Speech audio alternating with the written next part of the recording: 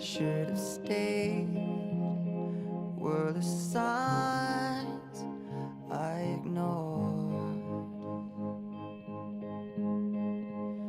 Can I help you not to hurt anymore? We saw brilliance when the world was asleep. There are things that we can have but can't keep.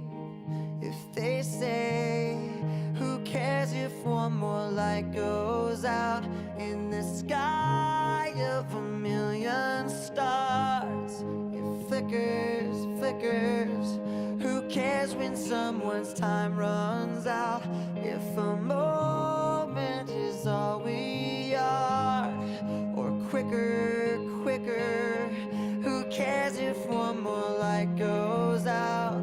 Well, I do. The reminders pull the floor. What do I do with his empty desk? I actually came to my room during the weekend, and I just started staring at all the other desks sitting there, and then my eyes focused on Phil's empty desk. And I was saying to myself, what am I going to do, knowing that when we return to school on Monday, all those students are going to be filing in.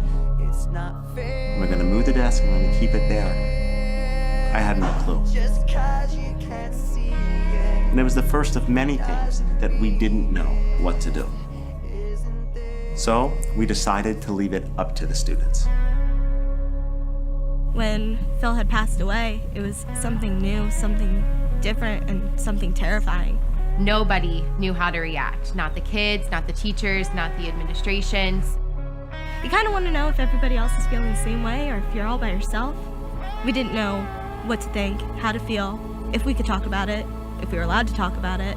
The kids were suffering, the teachers were suffering, and I was mad because nobody was doing anything. I guess we decided that we couldn't stay quiet anymore. We needed to get it out, we needed to talk. They wanted to bring it out in the open. They wanted to talk about these issues. They refused just to sit silently. So we took action. Once we started, the adults started listening to what the students started to say and what the students needed to do, this thing just blossomed incredibly soon.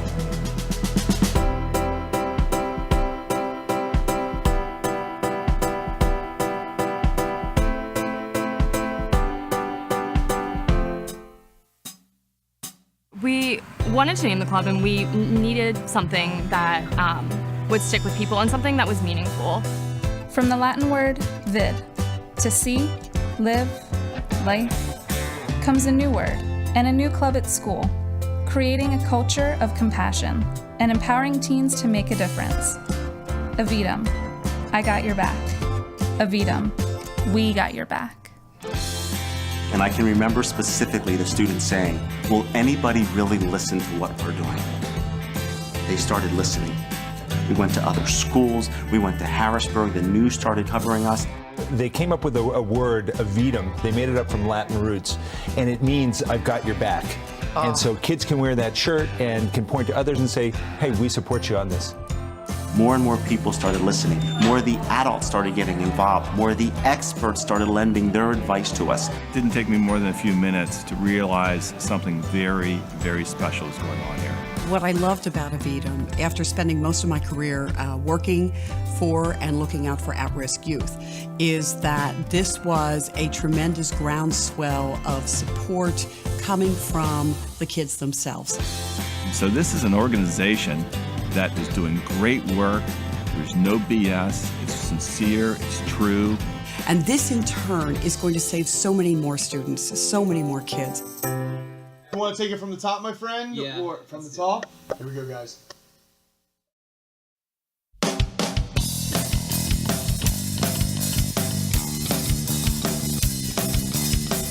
When you ask a child to write a song, to create some sort of picture or any type of artwork,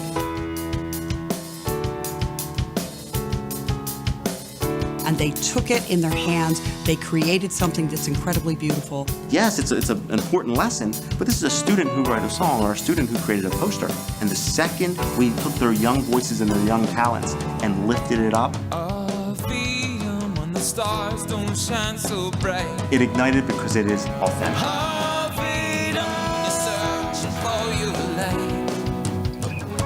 So why is it growing so rapidly? I think that's it.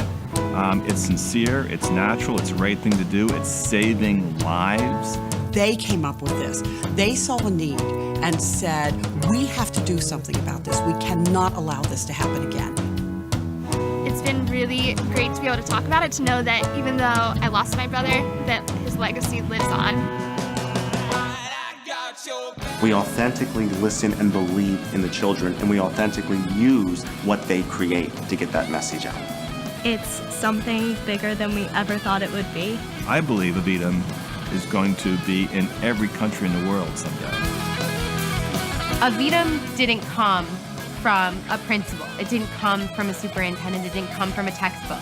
Even when we're faced with the deepest and darkest tragedies, there is always learning, there is always something good that can come of it. It came from two kids standing in a hallway talking to a teacher about how we were going to help save the world. And I think that my hope is that everyone knows the word, but more importantly, that everyone knows that someone cares about them. No more empty desks. You know, it's very simple. It's almost cliche, but I'll take it. Aevidum, I've got your back.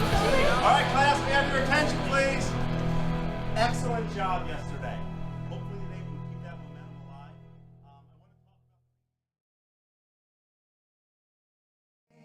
Who cares if one more light goes out in the sky of a million stars? It flickers, flickers. Who cares when someone's time runs out?